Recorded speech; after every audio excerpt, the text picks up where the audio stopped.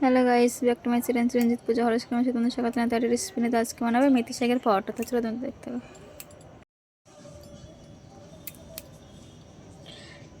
তো বন্ধুরা, তোমাদের কাছে আবার চলে এসেছি একটা রেসিপি নিয়ে, মেথি শাকের পরোটা। তো মেথি শাকগুলো আমি বেছে নিচ্ছি, পাতাগুলোই নেব শুধু। দেখো আমাদের মেথি শাকটা বাছা হয়ে গেছে, ধোয়া হয়ে গেছে, সিদ্ধ করে নেবো। আর এখানে আমি ময়দা নিয়ে নিচ্ছি। কড়াটা বসিয়ে দিলাম, মেথি শাকটা জল দিয়ে দিয়েছি, শাকটা দিয়ে দিচ্ছি।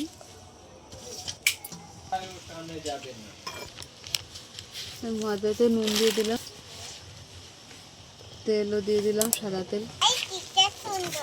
তো এখানে আমি মেথি শাকটা সিদ্ধ করে নিয়ে ঢেলে দিলাম, মেখে নেবো আমি। তো এখানে আমি জোয়ান দিয়ে দিলাম। তো এইভাবে মেখে নেবো আমরা, এর মধ্যে আর কিছু দেবো না, মেখে নেবো। তো আমাদের মাখা হয়ে গেছে, লেচি কেটে নেবো, লেচিগুলো কেটে নেবো। নেবো, গরম হয়ে গেছে, কড়াটা দিয়ে দিলাম। এইভাবে একে একে বেলে নেবো। তারপরে মেথির পরোটাগুলো এইভাবে ভেজে নেব। তো হয়ে গেছে, আবার একটা দিয়ে দিলাম। এইভাবে পরোটাগুলো ভেজে নেব। আরেকটাও হয়ে গেল, তুলে নিলাম। তো আমাদের পরোটাগুলো সব ভাজা হয়ে গেছে, একটা বাকি আছে। তো আমাদের পরোটা ভাজা হয়ে গেছে, তুলে নিচ্ছি। এবার আলুর দমটা বানিয়ে নেব। কড়াতে তেল দিয়ে দিলাম, আলুগুলো ভেজে নেব। নিয়েছি, আলুগুলো সিদ্ধ করে নিয়েছি।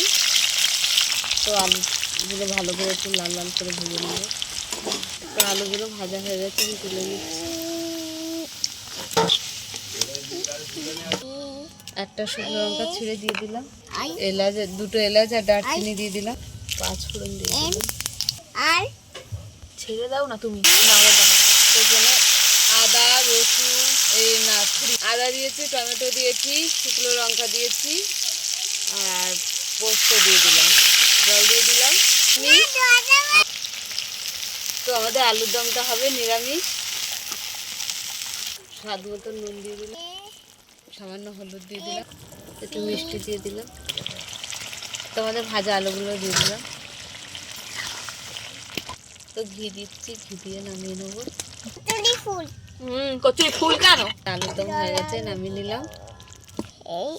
তো আমাদের মেথি পাতার পরোটা হয়ে গেছে, তার সঙ্গে আলুর দম কষা কষা। তা তোমাদের কেমন লাগলো বলো, ভালো লাগলে লাইক করে দেবে, শেয়ার করে দেবে, কমেন্ট করে দেবে, ফেসবুকে ফলো করে দেবে, আর ইউটিউবে সাবস্ক্রাইব করে আমাদের পাশে থাকবেন বন্ধু হয়ে। টাটা।